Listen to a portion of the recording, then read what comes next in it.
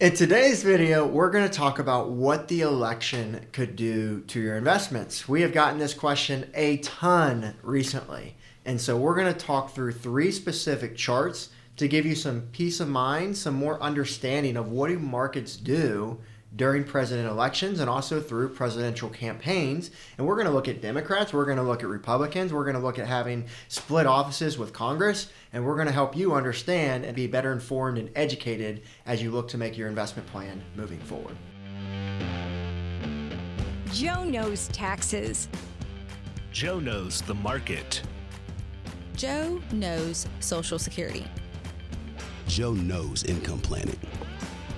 Joe knows pickleball? No. This is Joe Knows Retirement. Something we always tell our clients is stick to the plan. Whenever we think of elections, whenever we think of all the things we hear on the news, all of the craziness that we hear out there, we need to make sure we stick to the plan because markets always make themselves work over time is what history tells us there. And so with our clients, if we're going to be investing in the markets, it's got to be something for long term. If we're going to need that money within the next year or 3 years, that may not necessarily be the best place for that money. We may want to look for something that's more protected so we don't have to worry about some of the things that we're going to talk about today.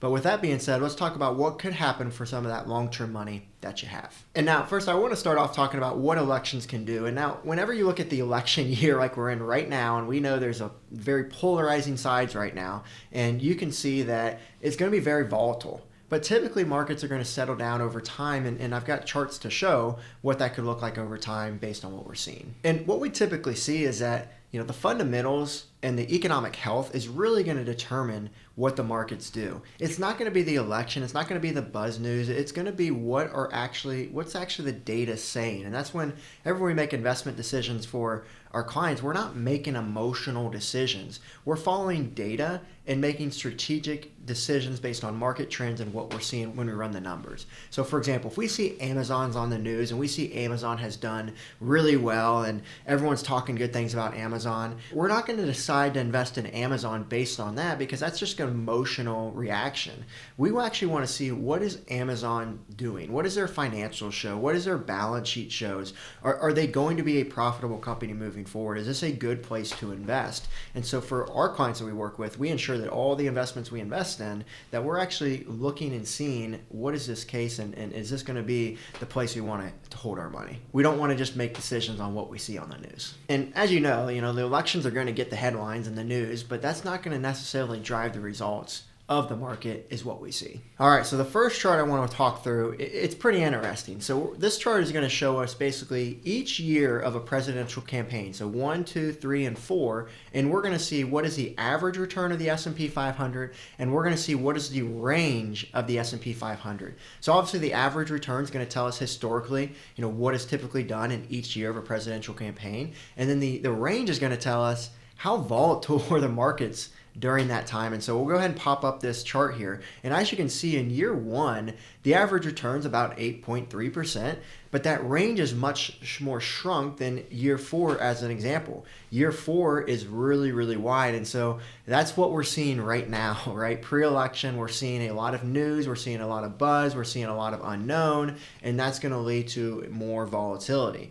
But once the election is done, post-election, typically things start to settle down there and that range goes down. But as you look at the average returns here, obviously years 2 and 3 are a bit of an outlier there, but you can see that it's going to be about a historical average return. It's going to be pretty similar based on which year it is, and it's all going to even out at the end of those 4 years to be around that 7, 8, 9% historical market return that we've typically seen there.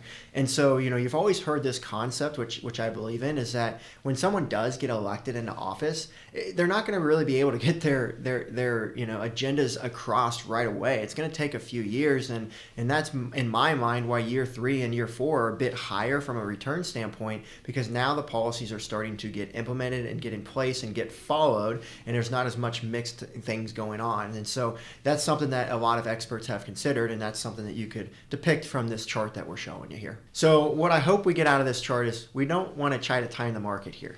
I mean, over time, no matter what year it is, historically, it's typically always above zero, or we're going to gain some money in the market in those instances. And so if you're the type of person that thinks, I'm going to go to cash right now, and then I'll get back in the market eventually, you're setting yourself up for failure in my mind, because how do we know when to get out of the market, and how do we know when to get back in? We have no idea when the market's going to go up. We have no idea when it's going to go down. You're just guessing, and I don't like that within a financial plan. Again, if you are going to expect to use that money in the short term, I would not invest that in the market. Even if I expect it to go up, I don't want that level of risk, especially in retirement or near retirement, where you have what's called the fragile decade, where if the market goes down 5 years before you retire or 5 years after you retire, you're going to have a lot of stress on your portfolio, and it's something we call a double loss concept. The market goes down, and now in retirement, you're pulling money out of your investments. It's a double loss, and the question is now do we have the time to make it up, right? If we are younger, we may have the time to make it up, and so we can take that level of risk, but when you need that money, you want to avoid that double loss concept. Now, the next chart I'm going to show you is going to discuss Republicans, Democrats, who does better. And you're going to love these stats because they're kind of all over the place. And there's other factors involved. So a lot of people think, well, if Trump gets in, the market's going to go up because of all of his policy. Well, what if Trump gets in, but Congress is Democrats? Well, they're probably not going to agree to much, which means that not much is going to get implemented. So how good of Trump's policies are they at that time? Or if Harris gets in, and now we have a Republican Congress, I'm not sure they're going to agree with a lot of the tax considerations that they have at this time. And so based on that, it's going to depend on who gets in Congress, who gets in office, and the stats show it. So if you look at the chart here that we have on the screen, you see that, if it's a Republican in a Republican office, it's about a 12.9% return over time.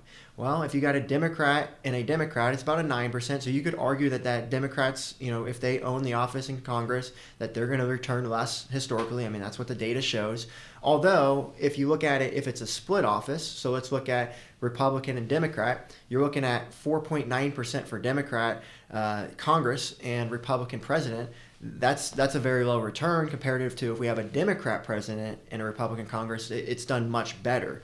And so you can argue those 2 points of who does better, Republicans or Democrats, right? But really what we want to look at is when we have that split Congress, regardless if it's Democrat or Republican, that's when we see more of consistency there. So an interesting study, but many people will, if they're more leaning towards the right or more leaning towards the left, they may argue that their office does better over time, and you could argue both ways. I can't say each of them are wrong. It just depends on the circumstance in my mind. And so this is an interesting stat just to get a feel there, and just not, basically what I'm trying to emphasize here is, look, regardless of who gets in office, the markets are going to do what they're going to do. That person's only going to be in office for likely 4 years, and so if that's the case, we still have a long term in our retirement. The next 4 years are not going to determine the rest of your retirement. And so we just have to make sure we have that in check and understanding that. Now, the next chart I want to show you really does a good job of showing what the markets do over time based on who's in office and, what does that look like, after they're in office and while they're in office. And I always like this concept of when in doubt, zoom out. And that's what we're doing here. And I'm going to show the chart now, and you can see that, over time, regardless of who's in office, what do we see the market doing? The market goes up over time.